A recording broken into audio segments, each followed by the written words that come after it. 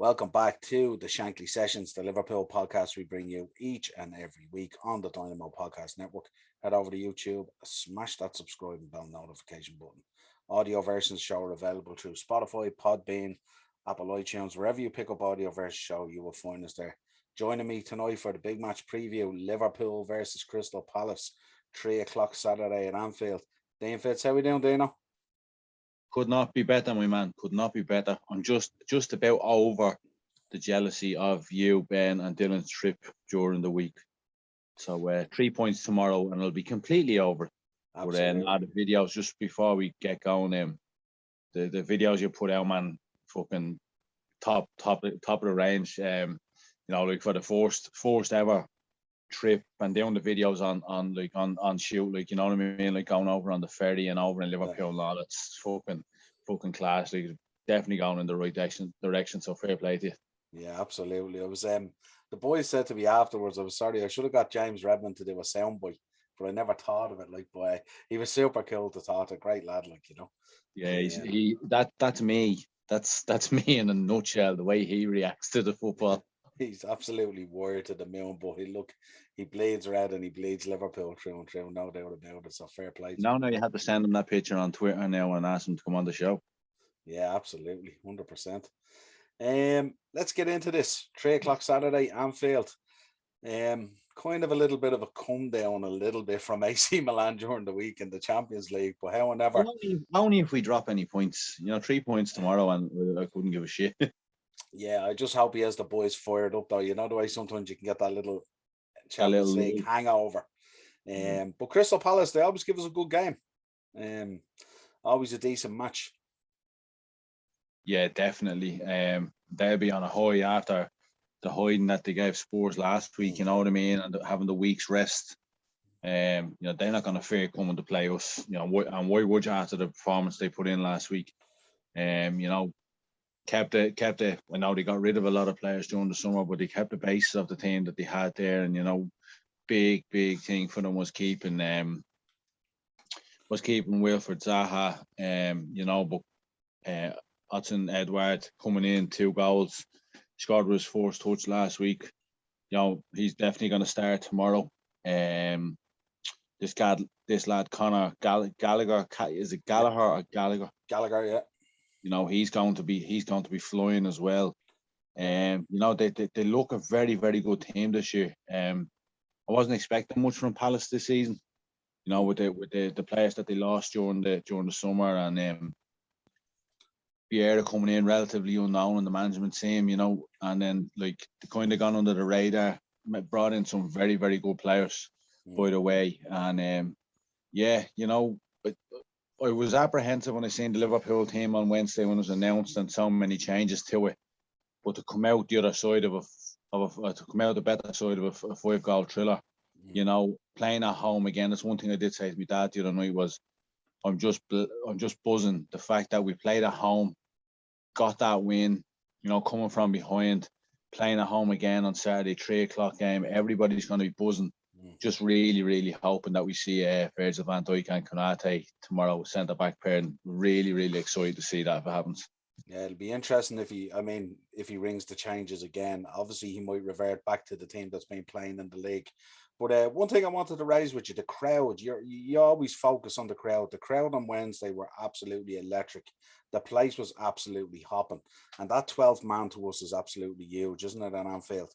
But the 3 o'clock games on a Saturday, sometimes they can be a little bit sort of downbeaten. I mean, you mentioned it during the Chelsea game in that second half. The crowd was asleep when we were looking at that game. But the crowd tomorrow will be vital as well to continue what was started on Wednesday in terms of that absolute roar that does be there. 100%. That's one of my pet peeves about not Liverpool fans in general. It's like those 3 o'clock games on a Saturday. I don't know whether it's televised or not. It seems to be those games where it's the commercial tourist fans come over. They're just over to put their money into the pockets of FSG, just go into the ground, soak up the atmosphere, but not make any noise. Like, I got really, really aggravated watching the Chelsea game, because you would think that Chelsea going a man down, with the history between the two clubs, that the fans would just lift it to another level. Like, I don't know how it goes from being that calm and that quiet and under well, I don't know what the word would be that I use, but you know what I mean. But then to watch that game on Wednesday night, it was my mum and dad's wedding anniversary, and we had a couple of beers and we had a bit of food, and I watched it with my dad. This was after you prick, ringing me while the teams are coming out, and sharing those tears together. But like, we had the telly on probably about 30 volume, and it was almost like you were in the ground. So I can only imagine what it was like for you actually being there. Like games like this tomorrow, with the way the top four have started already, the top four at the moment, I think, is the top four, just not in the same order from the end of the season. Games like this tomorrow with Crystal Palace won't fear us. So the fans have to be getting in early while the teams are warming up, getting behind the team. Like they need it. It's massive. We're missing players. We're kind of down to the bare bones squad wise. It doesn't seem to be that trust in certain players that are on the bench, and they're kind of just there. It looks like to just fill up numbers. So, like these players are probably by Christmas going to be ran into the ground. So, again, we need that 12 man back. Like, just continue what happened on Wednesday. That should have everybody floating on a cloud straight into tomorrow, the 3 o'clock game. Get out, welcome the bus into the ground, straight into the ground, have your couple of beers. Just get right behind the lads, because this game tomorrow was massive. Because we're going once we go into October, I think we have United, I think we have City, and this is when it's going to really start to tell. Yeah. Just a massive thing for me is coming out the other side of that game on Wednesday, going to Porto, after Porto and let it go drawn, we can get a win now against Palace. I don't think there's a game midweek. Next week. No, Tuesday we've Norwich in the Carabao Cup. Right, so we're away to Norwich. You're probably going to see, well, I haven't heard how bad Origi's injury is, but you're probably going to see Origi, Curtis Jones, Minamino, Oxlade-Chamberlain, stuff like that. And then I think we're away next week in the league, and then we're away to Porto. So like every game is important, but these next 3 games, are pivotal to the season. We've Norwich. Like Brentford away is not going to be easy. We've seen the atmosphere with Brentford against Arsenal at the start of the season. Brentford away, and then we've Porto away, and then the following weekend we've Man City. So the fans have to be seeing what we're seeing and saying, right, really need to get the steam train rolling here, because every week it's just going to get tougher and tougher and tougher, regardless of how early it is into the season already. The fans have to be seeing what we're seeing. They know that we've injuries there already, so they have to be making themselves count. Yeah, it was mad to experience it on Wednesday. I was quite close to it, but every time they came down into those corners, like the crowd geeing up Trent, and Trent feeding off it, and Robbo in the first half as well, really feeding off it. Like, it was mad to actually see it visually in front of your face, how much the crowd actually lifted the team, and how Trent and how Robbo and Salah and all, they were feeding off it constantly, you know what I mean? So it's just to experience it like that, and to see it, and then to understand. And then I kind of got what you said about the Chelsea game, where that second half they were so flat, where if they had a G the boys on and lifted up that other game, maybe we would have gone on and got the 3 points and maybe got that goal we needed. But definitely tomorrow could be an interesting game. I mean, it's Crystal Palace are no pushovers by any stretch of the imagination. They can do damage. They have players in the team that are proper footballers and stuff like that. But I just think he'll probably end up reverting back. I looked at the predicted lineups, and it looks like it's going to revert back to Alisson, Trent, Van Dijk, Matip, Robbo, Fabinho, Henderson, Thiago, Salah, Jota, Mane. You mentioned Konate in there. I wonder, would he save him for Tuesday, maybe for the Norwich game, maybe? Just to get a bit of game time under the belt. Yeah, that's what I'm thinking. I know we were all buzzing about Konate coming in, but it is a big culture shock. It is a big culture change. Yeah. Games like this against Crystal Palace, the big aerial threat, Christian Benteke, Andre Ayew playing off. We have Watson Edward there. Not saying I don't trust him, because I believe when he does come into the team that he's going to establish himself, and it's going to be him and Van Dijk. That's I love. You heard Jurgen Klopp the other day. What was his words on? He said, I cannot help people who don't see the quality of Joel Matip. I think Joel Matip is one of the best free transfers in football history. The man is calmness personified. Yeah. The only thing I have that kills me regarding him is the fact that he's made out of gingerbread. You know what I mean? He's prone to an injury. The guy's just faultless. He's just he's so calm and collected. And I get where Darren was coming from with the argument regarding Trent, and Matip should have cleared the ball as well. But these things happen. You know, the mistakes that Harry Maguire's made, the mistakes that Varane will make, there's mistakes that Virgil van Dijk, these things happen, but they're not consistent. You know what I mean? They've happened to the best players in the world. It's happened to Sergio Ramos. It's happened to Cannavaro. It's happened to Maldini. It's happened to absolutely everybody. We do get where he's coming from. But on the bigger picture, Joe Matip is absolute quality. So, you know, it's a great headache to have. But let's just hope that we don't have the headache of we got down 2 centre backs and we're stuck with only 2, because, you know, the way our fixtures are coming, I think we've 3 away games, then we've the City game, but our next 2 Champions League games are away.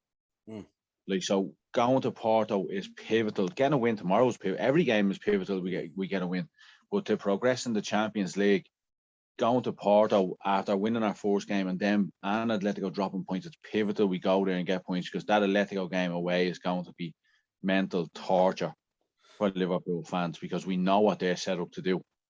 What you're thinking the other night after Origi? I mean, he has a place in the team, doesn't he? He certainly, like, if he got a bit of a run in the team in terms of a bit more game time, not necessarily maybe starting, but maybe in games where, you know, we go a couple of goals up or 3 goals up, maybe bring him on and give him 20 minutes, give him half an hour, make him feel part of the team. I think with Origi, he's quite a sensitive soul, if you like. And I think he doesn't feel part of the team at times. And I think if we do make him feel part of the team, I think he can be a real option for us. You've shown he's seen it in the past. He knows how to score. There's no doubt about it. And I think a lot of the problems that he has, where you see him a bit sloppy on the ball at times and stuff like that, he just doesn't get the game time. It's game management and game fitness that I think he lacks. In terms of a footballer, I think he's an option there for us. I thought he was very good the other night in some of the stuff that he did. I like, you know me, like, I've never kind of bit down on I've never hid what I've had to what I think about Divock Origi, but I've never really got on the guy's case. I've never threw him under the bus. I've always just said that I don't think he's good enough to lead the line for Liverpool, and that's where I draw the line. Like, you look at some of the moments that over the years, like getting us out of holes, the last minute goals against Newcastle, that we don't need to talk about Barcelona. We don't need to talk about the derbies he scored goals in. But, like, I was absolutely gutted for him the other night when he got injured. I was gutted. And even Miel lad said it, because when it got to 2-2, I was like, I'd fucking love Origi to get the winner here, because the place would have went bananas. And I think if he had scored the winner, I think it would have been twice as noisy as it was when Jordan Henderson scored the winner. But it was absolutely, when he was coming off the two, me and my dad looked at each other, I was absolutely good for him, because the squad is way for 10. We don't have another attacker with Firmino out. We don't have another attacker to turn to. I don't think Klopp has much trust in Minamino at the moment. You know, you can see, you would have seen it firsthand the other night, Oxlade-Chamberlain, he looks very, very rusty as well. I know he got the ball a couple of times and he made a couple of good runs, but his touch was letting him down. The ball was breaking away from him. Like, he just, when he got into that final third, he was kind of trying to do step overs and he was flicking the ball away from himself and all. But regarding Origi, it is a case of he needs 5 or 6 games in a row. He needs to find that match sharpness. He needs to adapt to the way we play. Yeah. Look, we don't have any other options now, Niall. So whether or not there's a place there for him, unfortunately, if we do lose another attacker, he is going to have a place in the team. And, you know, obviously, he's a Liverpool player. If he comes into the team, I'm going to support him. So, you know, I think that's the case of he needs an arm put around him. He needs to feel loved. He just needs that game where, you know, it's a tight game. And I'm not saying it has to be a 90-minute winner, but if he's to play a game, if he's to come on, I don't know how serious the injury is, but if he's to come on against Norwich or he's to come on against Brentford next week and get the match winner, you know what I mean? Yeah. His confidence is going to be through the roof. And again, with the games coming thick and fast, you know, and Klopp is obviously going to be conscious to selection against the likes of Brentford, to the likes of Norwich, to, I don't know who we have before, I think Watford, I think as well. You know, games like that, we are going to have to start resting one of the front three because we don't have any other option. So early in the season, not having those attacking threats there, unless Klopp springs a surprise and he's like, right, well, I'll go 3-5-2, and I have that. But Klopp is not going to do that. So look, again, what you said, like, I think we all have that soft spot for Divock Origi, and I just think he needs that little run in the team. So yeah, I was absolutely devastated when he got injured the other night. So look, fingers crossed that's nothing serious. Yeah, it was reported. It was reported today. It's only cramped, I think, so we should be all right. Like, that's unsurprising as well, because I was shocked when I seen that he was in the starting 11, and as I'd imagine most people in the crowd were. Yeah, you know what I mean. So look, let's hope that he does get a run in the team. Like Norwich, if it is only cramp, Norwich on Tuesday night is the ideal game for him. You know, start him in that, see how he fares out. You know, I think we play Brentford on the Sunday next week. So there's a bit of a break between the two games. No, we don't. We play them on the Saturday because we're playing Tuesday night, aren't we, against Porto? Yes, because it goes back. It comes back a day, and alternates. Yeah. But like, who's to say that he doesn't play against Norwich, gets a goal or two, and then he might start against Brentford, because Porto away isn't going to be easy. So look, we'll see what happens. But look, I do hope that like he does get again. I think if he gets 3 or 4 games under his belt, he gets that match sharpness, adapts to how we play, because it's different sitting on the bench every week and watching the likes of Mo, Bobby, Jota, Mane running across, switching, intercrossing each other and all, and defenders not knowing what to do, and then actually coming in, because I'd imagine it was a shock to him as well that he was starting, didn't he? Yeah, I think it was just like the crowd were fully behind him, and they gave him all the support that he needed. They were singing his song, all night long. And they were disappointed in him going off as well. And the crowd were willing him. Every time a ball was sent into the box, they were hoping he'd get on the end of it. And he had a couple of chances. But I just think it's vital for us going into games that he's probably one of those guys that's on the bench, because he does have the potential to come off the bench and change a game and potentially score a goal. Whereas I think probably with Minamino and with Ox, I think it requires a little bit more. I seen Ox coming on the other night. Now I know he only got a few minutes, and of course you're coming on for Salah as well, so you're filling big boots as well, especially in the crowd's eyes. But with him, I think there's a number of players there coming off the bench at the moment. Curtis was the same the other night, just trying too hard to impress the gaffer when you're given the chance, instead of just playing within yourself and playing your own game. And I think Ox the other night, couple of decisions he made the other night where just play the simple pass. You don't have to beat 3 or 4 players, beat 1 or 2, play the pass, lay it off, do the simple thing, instead of trying to beat 3 or 4 players, open up and bury a ball into the top corner. We know at times he can do that, but how many of them do come off, So I just think play within your game and stuff like that. You don't have to impress Klopp. If he's putting you on, he knows you're decent. Go out there and just do your job. I noticed that, I noticed that with Ox as well, because if you look back to Ox's time at Arsenal, it was all about that bit of trickery, And we were only talking about Ox there last week about, before he got that injury, and he was one of the first names on the team sheet. He was just had that little period where he was just on fire. But if you look back to then, everything was just like simple. You know what I mean? Yeah. He got the ball. There was a couple of goals he scored against Man City from outside the box, the league game and the Champions League game. It was just head down. The blinkers were on. Everything was just simple. Do you know what I mean? He seems now to be overcomplicating things, and it's like, I need to show the manager this bit of magic. And it's like, mate, football is played best when it's played simple. Yeah. Not cut that out of the game. Make the quicker pass. I know he's been out for a long time, and he's probably fearing that, if I make a couple of mistakes, I might be out of team and I could be in the transfer window. Yeah. You need players nowadays, and especially the likes of Ox. There's a massive opportunity in that Liverpool squad now, because we've got rid of so many in the summer, because we have injuries creeping up already.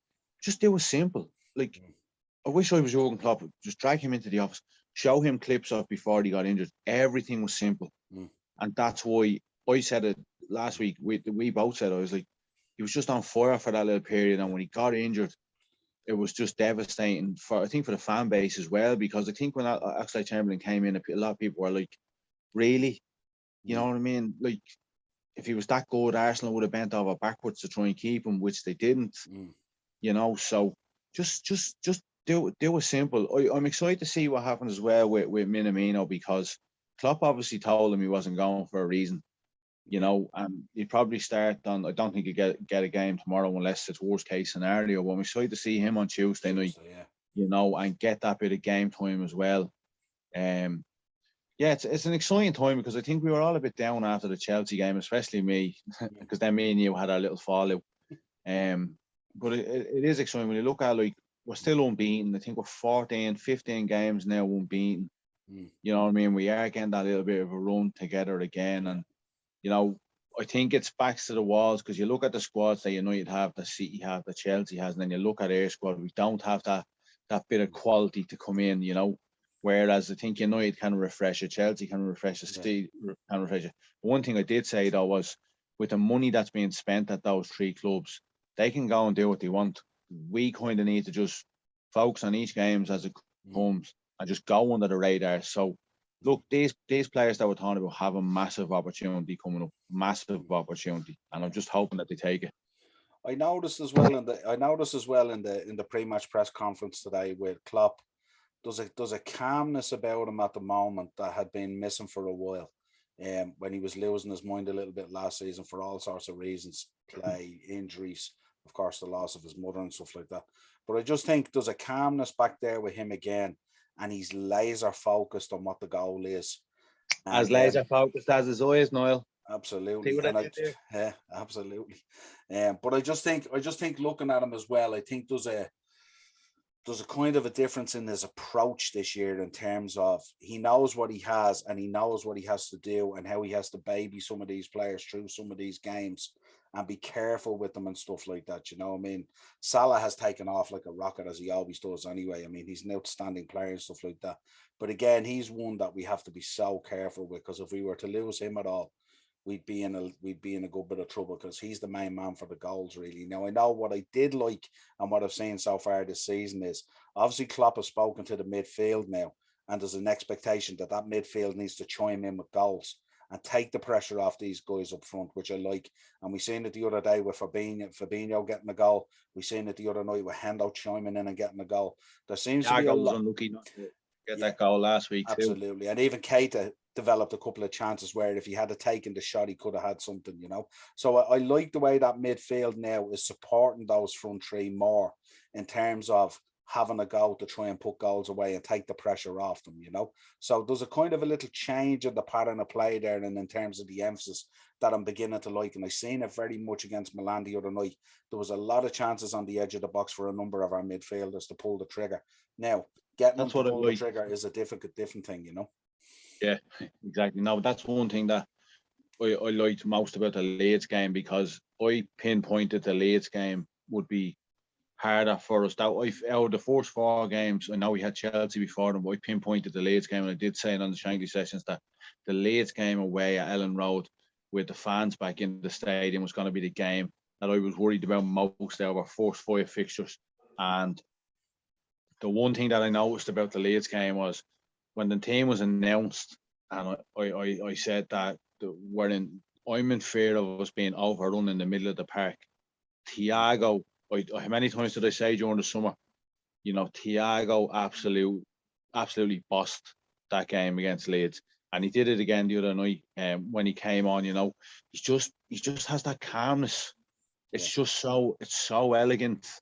You know, Fabinho's the same.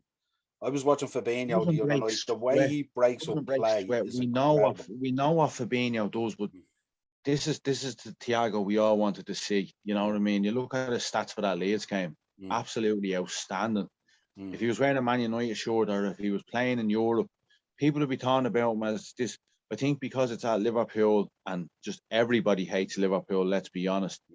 So him coming in there, I think he could score 10 goals in a game, you know, have forced in all of the stats list, and people still find something to criticise him. It's the same with Salah, but we're starting to see now with Thiago what he was brought in by Klopp to do. So I think you bang on the money there. That I think that was one of the focal points of the summer was to work on the midfield because I know Klopp Mo has came out of the traps lightning fast this year, but everyone in the middle of the park seems to be on the same wavelength, fighting for the cause. You know, Jordan Henderson the other night was absolutely sensational.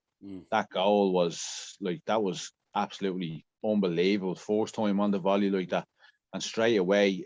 And a lot of people was like, "What's the hole in the ear out?" Like the fans mean that was like, I'm fucking hearing you too.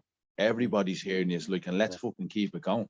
Yeah, absolutely. I just think, you know, they've often described our midfield as workmanlike, you know what I mean? But I think there's been a massive change there now with Fabinho back in that position and Thiago in there and Keita as an option and all these attacking options from midfield.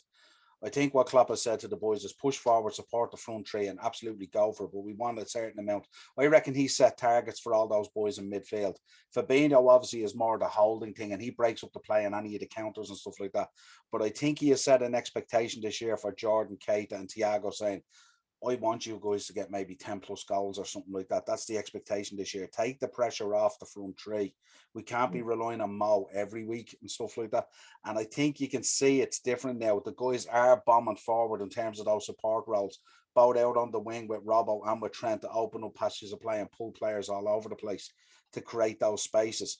But I think we're going to see a lot of our midfield coming onto balls, you know, just dropping off and stuff like that. And I think we're going to see a lot of goals this year from our midfield, which I think is really encouraging in terms of a change in our mindset of our play. That I picked up on the other night. So it was fantastic to watch it and actually be there and see the work that they do outside of the camera that you wouldn't see watching necessarily on telly. Like the work that Fabinho does, even when the ball isn't even close to him, in terms of organising and talking and movement and hand gesturing and all that. He's absolutely outstanding. Absolutely. That's one thing. That's one thing with the trip that we have coming up. That's one thing that I'm really, really excited about is to watch. I love going to Liverpool games, and obviously you're watching the game as a whole, but I love watching certain players, what they do off the ball, and I can't wait. Touch wood now, because I'm looking at the fixtures. We've Man United 6 days before the Brighton game, and then we've Atletico Madrid at home the following 3 or 4 days after. I'm not sure. I think it's the Tuesday or the Wednesday. I think it's the Wednesday after the Brighton games. But I'm looking forward to watching what Mo does when he doesn't have the ball. I'm looking forward to seeing what Fabinho doesn't do when what Fabinho does when he doesn't have the ball, because he's an absolute machine. He's like he's on the same level. I think he's not there just yet, but he's on the same level as Kante. But in my opinion, he's one of the best in the world at what he does. And I believe if he did play in a Real Madrid team, or if he was at Man United, again, I think it's because he plays for Liverpool. If Fabinho was doing what he was doing week in, week out at Real Madrid, at Juventus, at Bayern Munich, at a Man United, he'd be talked about on that level. But we don't need to hear people saying that. We already know how good he is. You know what I mean? Me and you talked about, we were highly critical last year that play Fabinho in front of the defence, play two centre halves as centre halves, and he done it after Christmas, and look how the rest of the season panned out. Yeah, it's absolutely massive, and you know, long may it continue. In terms of Palace, I mean, we need to talk about Palace. Obviously, Saha's obviously danger there. Edward, who you also mentioned, first kick was a goal, and then he got picked up a second one again. What a debut! Unbelievable. And the lad Conor Gallagher in midfield there, who's an outstanding player as well, picked up 2 goals. I think he's on loan there from Chelsea as well, isn't he? Looks a proper baller, like. Yeah, so Ian will be tuned in tomorrow, eagerly anticipating us dropping points. And then Ayew, of course, who's a dangerous player out there as well. He'll be matching up, I think, against Trent on that side, isn't he? And he can be a tricky little competitor at times. So Trent will need to be on the money tomorrow. But yeah, it's an interesting toy. I mean, in terms of predictions, what are you thinking? Sorry, I'm absolutely bollocks. I was thinking about that just before we came on. I do think we'll concede. Obviously, I don't want us because I have 2 Liverpool players in me fancy football, 2 Liverpool defenders in me fancy football team. But I just think tomorrow, I think we'll have, hoping the fans are really, really up for tomorrow. I just think with us being at home after Wednesday night, I'm going to say 3-1. I just think that we, again, the middle of the park, you know, I think we'll match them. The thing with Palace, if you look at the wide players, when they attack, I think they forget that they have to come back. You know what I mean? If we get a goal early, which I do think we will, I think we'll come out of blocks flying tomorrow. I think if we get a goal early, really put them on the back foot, and they will try and get back into the game, and I think that'll just leave them open. And you know how we are when we play against teams that have been left open. We're just deadly on the counter. So, you know, I do think we'll concede, but again, I do think we'll score at least 3. Yeah, fingers crossed. I'm thinking the same as you as well, but I don't think we'll concede. I don't want us to concede. I'm just sticking. I'm just.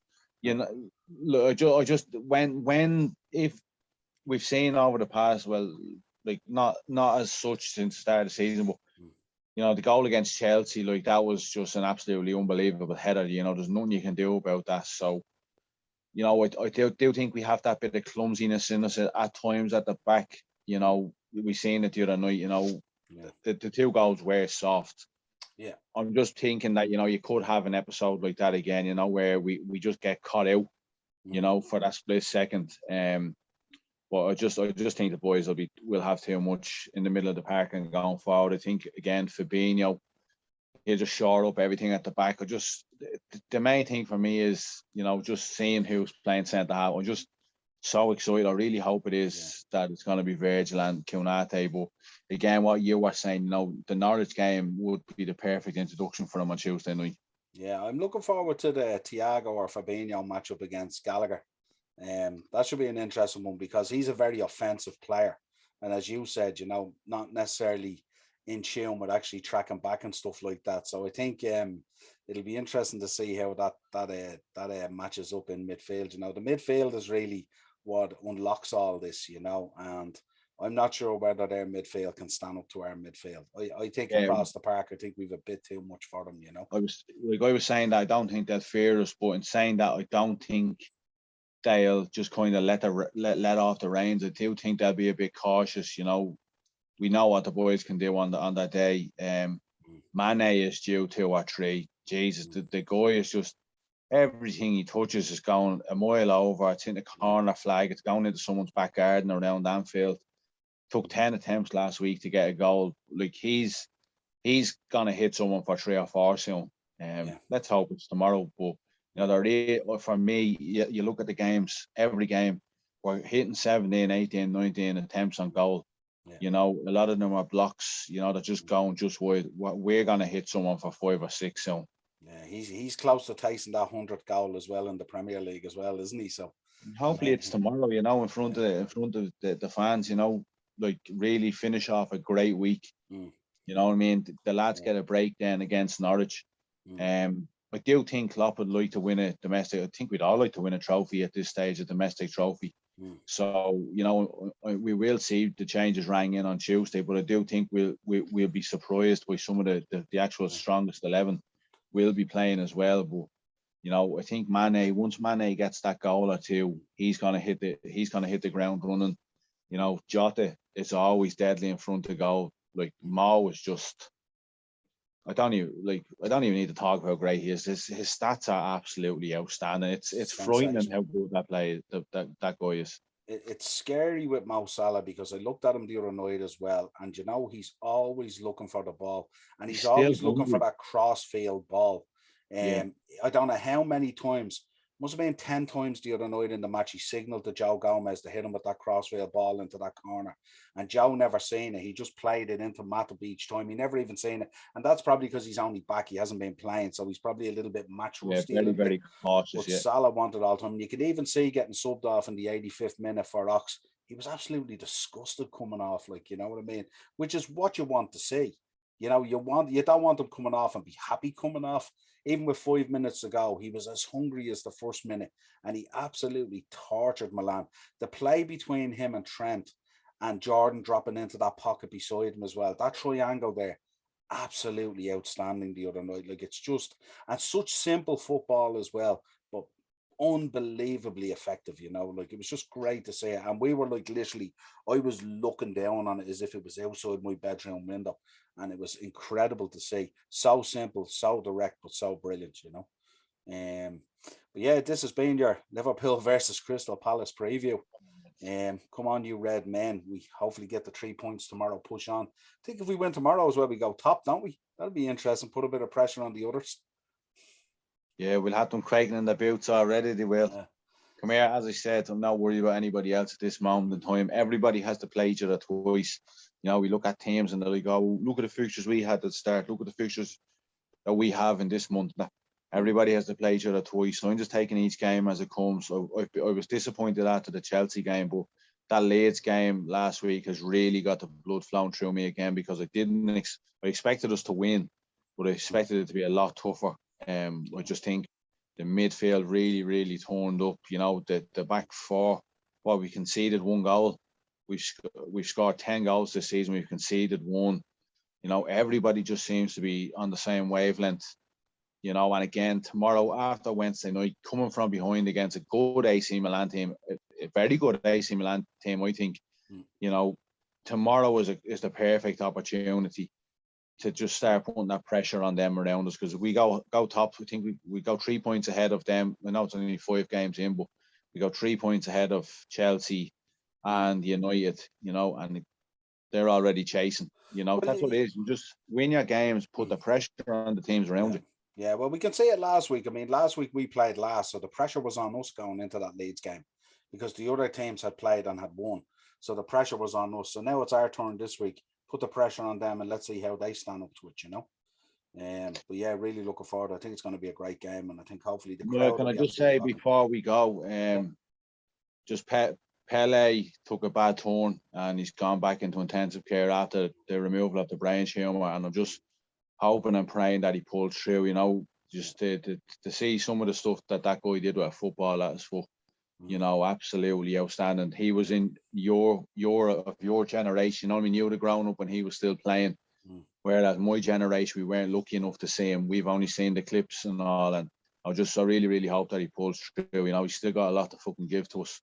Absolutely, he's a proper ambassador for the sport worldwide, isn't he? Yeah, it's just they were showing videos and they're going around places in England now, meeting kids and all, and just so fucking genuine. Do you know what I mean? So, just thoughts and prayers with Pele tonight and hope he pulls through. Yeah, absolutely, 100%. Well, this has been your match preview: Liverpool versus Crystal Palace. Head over to YouTube, Dynamo Podcast Network. You'll find us over there, the Shankly Sessions, every week. This Liverpool podcast. We're going to be doing more and more episodes every week and adding to it as part of the Upper Tier Podcast, the football show on the Dynamo Podcast Network. Obviously, 5 weeks till Brighton. 5 weeks till the Brighton trip, and good Lord, get ready. The amount of footage we're going to be dropping and interviews and everything else, it's going to be insane. And you're right about a domestic cup as well. I'd love a day out at Wembley, wouldn't you? Up Wembley Way, few cans. No, it's Anfield South, not Wembley Way. Anfield South. Yeah, absolutely. Till next time, my friend. Awesome. Good to be back.